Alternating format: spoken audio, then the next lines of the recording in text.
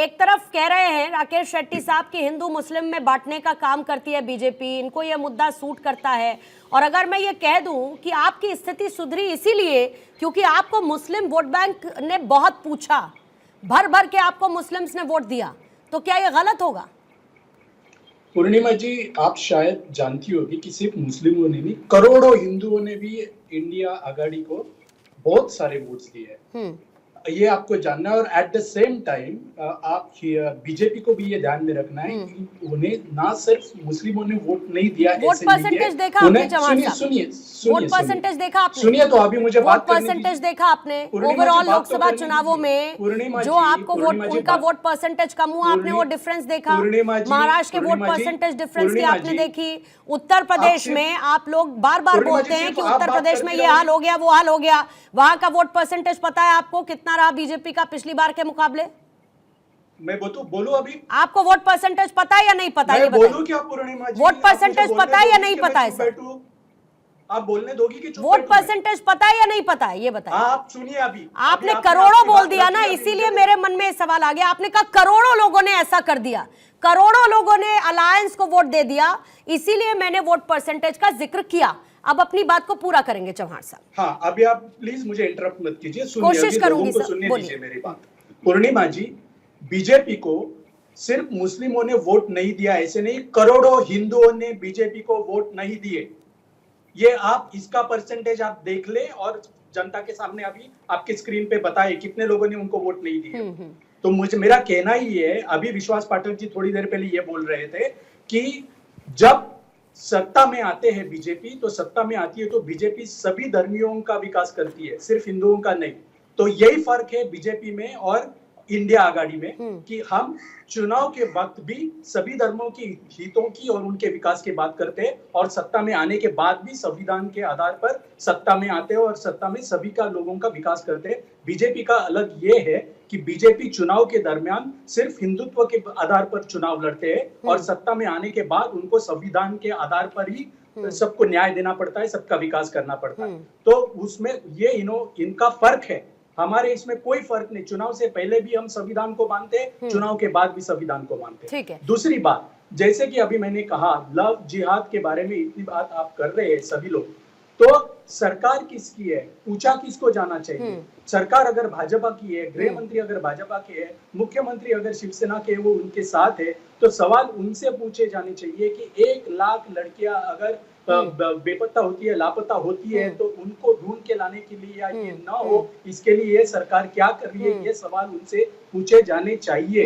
वो जवाब कुछ भी दे, वो जाते उद्धव ठाकरे की सरकार पर, वो जवाब तो बोलिए ना, हम आपके साथ हैं, आप लेकर आइए कानून, हम आपके साथ हैं, बोलिए लेकर आइए कानून, हम आपका समर्थन करते हैं। पूर्णिमा जी, मैं इस पर भी आता हूँ। लव जिहाद के अलावा क्या कोई और गैर कानूनी काम नहीं होता? अरे मैं पूछ रही हूँ कि लव जिहाद होता है या नहीं होता है साहब? वही मैं लव जिहाद होता है या नहीं होता है, मुझे ये बताइए। आप सवाल पूछ रहे हो तो जवाब मुझे देने दीजिए और फिर बाद में आप सवाल। यशश्री शिंदे के साथ क्या हुआ? यशश्री शिंदे के साथ क्या हुआ? महेश चव्हाण, सुनिए, लव जिहाद पे कानून लाना है, अगर एक एक चीज पे कानून लाना है तो रेप पे अरे पहल तो करेंगे ना, साथ देंगे। बोलिए ना, विश्वास पाठक यहीं पर बैठे हैं, कृष्णा हेगड़े जी भी बैठे हैं, बोलिए कि हम साथ हैं आपके, लेकर आइए कानून, हम चिंतित हैं।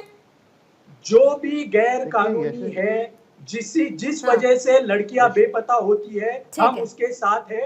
आप लाइए कानून। ठीक है हेगड़े साहब, मुझे थोड़ा सा समय दीजिएगा, मैं आती हूँ आपके पास, थोड़ा सा टाइम लूंगी बस। उससे पहले भूपेंद्र पाठक साहब आपके पास आते हुए, आपको ये मुद्दा कितना कारगर, जितने भी मैंने मुद्दों का जिक्र किया या जो चर्चा का विषय बने हुए हैं, ये कितना कारगर साबित होते हैं? और दूसरा, जो लोकसभा चुनावों के नतीजे रहे, आपको लगता है कि वो विधानसभा चुनावों में भी इम्पैक्ट करेंगे?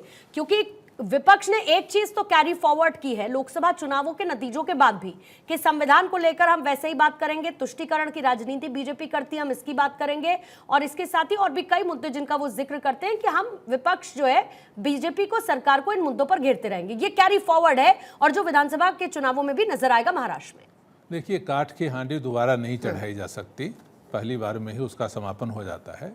देखिए, हिंदुओं ने क्यों वोट दिया कांग्रेस को या ये महेश चौहान जी हैं उनकी पार्टी को, एनसीपी को, वो देखिए, एक चाणक्य नीति है, न निर्मिता केन न दृष्ट पूर्वा न श्रूयते हेममयी कुरंगी तथापि तृष्णा रघुनंदनश्च विनाश काले विपरीत बुद्धि। क्या होता है, न किसी ने देखा, न किसी ने सुना और न किसी ने उसका निर्माण किया। किसका? हेममयी कुरंगी, सोने के मृग का। लेकिन श्री राम भी उसके फेरे में पड़ गए, लोभ में पड़ गए। तथापि तृष्णा रघुनंदनस्य विनाश काले विपरीत बुद्धि।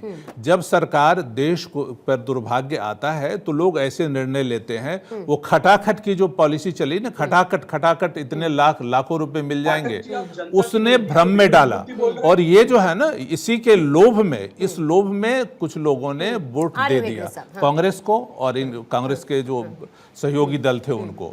और देखिए, जो लोकसभा के मुद्दे थे वो दोबारा नहीं चलेंगे। सवाल है जो समस्याएं देश के साथ हैं, वो लव जिहाद की हो या लैंड जिहाद की हो या वोट जिहाद, सारे मुसलमान क्यों वोट देते हैं बीजेपी के विरोध में? मुंबई में 3 सीट शिवसेना, वो उद्धव गुट को 3 सीटें मिल गई। कैसे मिल गई? है ना, इसलिए कि सारे के सारे वो एक ही बीजेपी को हराने के लिए वोट देते हैं।